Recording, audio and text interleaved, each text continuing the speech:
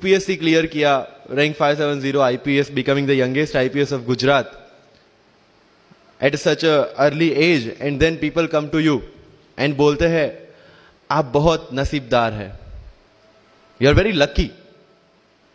I tell them in reverse, luck favours the brave. कोई अपना luck साथ में लेके नहीं आता, वो बनाना पड़ता है. अगर आपके पास रिस्क लेने का एटीट्यूड है, मैं गुजराती हूं and we know the business, and business का एक ही फंडा है, higher the risk higher the profit. So अगर 8:30 को आपका एक्सीडेंट होता है और 9 o'clock आप मेंस की एग्जाम देने जा सकते हैं, इंटरव्यू से पहले 1 महीने तक आप हॉस्पिटलाइज्ड है और उससे 1 वीक पहले आप दिल्ली जाके उसकी प्रिपरेशन कर सकते हैं, तो luck has to come with you. उसको आना पड़ेगा और आपको आईपीएस बनाना पड़ेगा. लोग बोलते हैं कि एक्सीडेंट के बाद आप जाके आए एंड ऑल, तो द सिंपल था कि मैं एग्जाम के लिए निकला, मेंस मेरा था, सुबह GS3 का पेपर था. 8:30 को मेरा स्कूटी स्लिप हो गया, मेरा लिगामेंट इंजरी हो गया, लेफ्ट हैंड में इंजरी था, सीट से ब्लीडिंग हो रहा था. लेकिन मेरे पास 2 ऑप्शन थे. मैं खड़ा हुआ, मैंने देखा, okay my right hand is safe, and I decided I will go to the exam hall and write the exam. मेरे पास 2 ही ऑप्शन थे. या तो मैं वहां से उठ के रोने लगूं, यार मेरे साथ ही ऐसा क्यों हुआ, मेरा एक्सीडेंट हो गया, मेरा मेंस खराब हो गया, और हॉस्पिटल जाओ. या दूसरा ऑप्शन था कि मैं देखूं कि मैं 3 घंटे और सरवाइव कर सकता हूं. हाँ, कर सकता हूं. मैं मेंस के लिए एग्जाम हॉल में गया.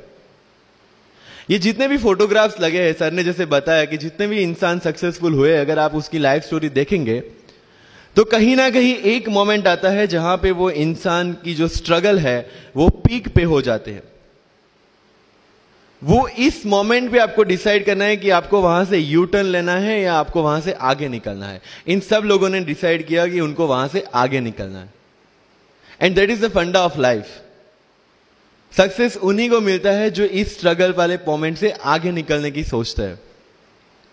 जब भी आपको लगे कि आपके सिर पे बहुत मुसीबत है, जब भी आपको लगे कि आप हर तरह से गिर चुके हैं, जब भी आपको लगे कि आपके पास कोई ऑप्शन नहीं है, तब एक चीज आप अपने दिमाग में लाइएगा कि यही मोमेंट है जहां से आपकी तकदीर बदलने वाली है.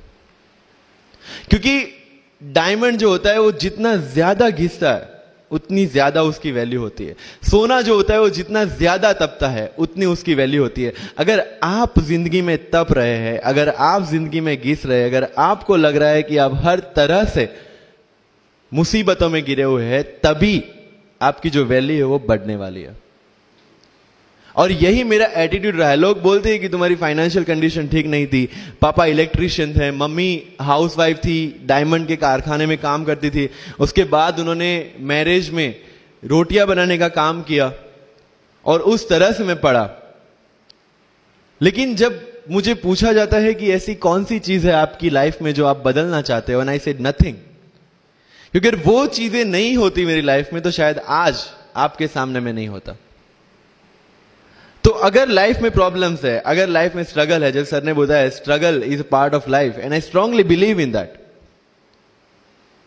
क्योंकि अगर हम दिल्ली में थे, मेरे दोस्त के साथ में निकला बाहर घूमने, तो बोलता है यार ऐसी लाइफ चाहिए, कोई मगजमारी नहीं, आराम से बैठते हैं पूरे दिन एसी वाले कमरे में, बहुत सारे पैसे हैं और कोई टेंशन नहीं, ऐसी लाइफ चाहिए मुझे. मेरे पास ऑप्शन है. बोलता क्या? बोला देख सामने एटीएम का रूम दिख रहा है, एसी वाला कमरा है, बहुत सारे पैसे, कोई मगजमारी नहीं, जॉब ले ले. क्यों IAS IPS में दिमाग खराब कर रहा है? अगर स्ट्रगल नहीं चाहिए तो you have to compromise with that life. जब भारत वर्ष का सपना चंद्रगुप्त ने देखा, चाणक्य ने देखा, और उस भारत वर्ष को बनाने के लिए जब ये संघर्ष जारी था, और तब राजा धनानंद की डॉटर दुर्धरा से चंद्रगुप्त को प्यार हो जाता है, और जब चाणक्य उनको बोलते कि नहीं तुम्हें उससे दूर रहना है, और तब चंद्रगुप्त बोलता है आचार्य कभी कभी सोचता हूं कि जिंदगी में या ये भारत के सम्राट बनने के लिए इतना त्याग, इतना बलिदान ना देना होता तो. और तब चाणक्य रिप्लाई करते हैं तो हर कोई भारत का सम्राट होता। This is the fundamental rule of life.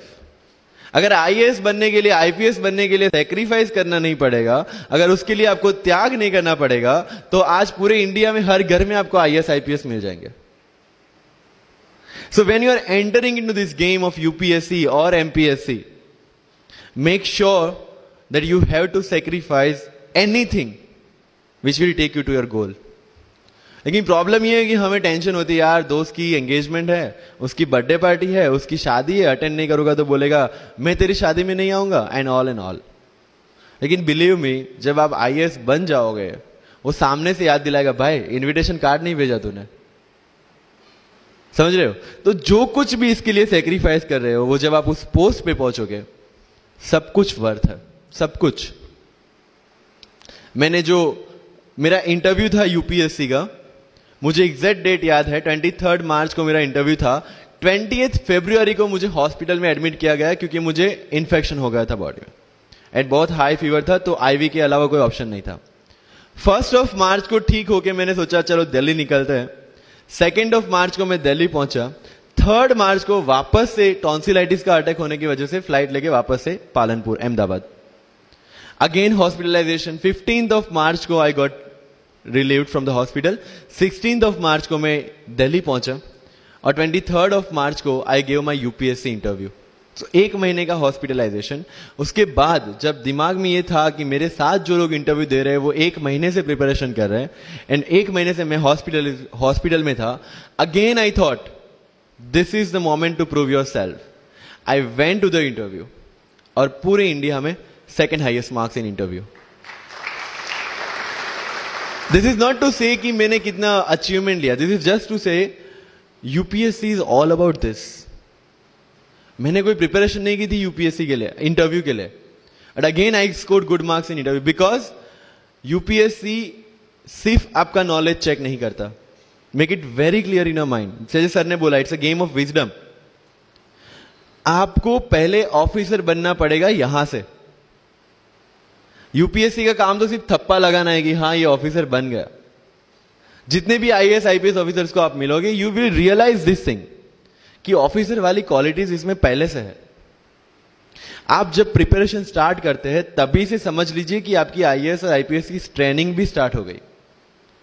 Because जो क्वालिटीज आपको चाहिए as an officer, as a IAS, as an IPS, क्या क्वालिटीज चाहिए? फर्स्ट ऑफ ऑल कॉन्फिडेंस, कि जब आप उस सीट पे बैठते हैं, आपके सामने कोई भी क्वेश्चन आएगा, you will be able to handle the issue.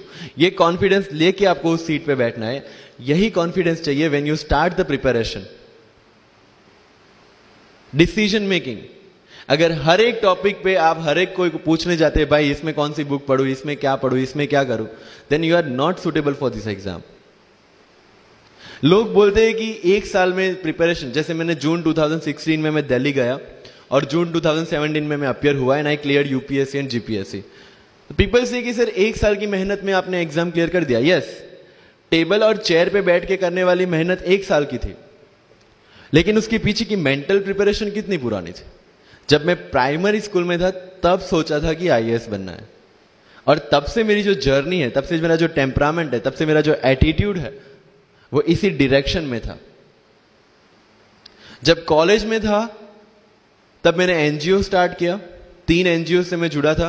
जब लोग सोशल मीडिया, व्हाट्सएप और फेसबुक पे बिजी थे, मैं वहां स्लम में जाके बच्चों को पढ़ा रहा था। क्यों? क्योंकि मुझे पता था कि फ्यूचर में यही काम करना है, क्यों ना अभी से उसकी ट्रेनिंग ले लो। So I have invested my each and every moment for this goal.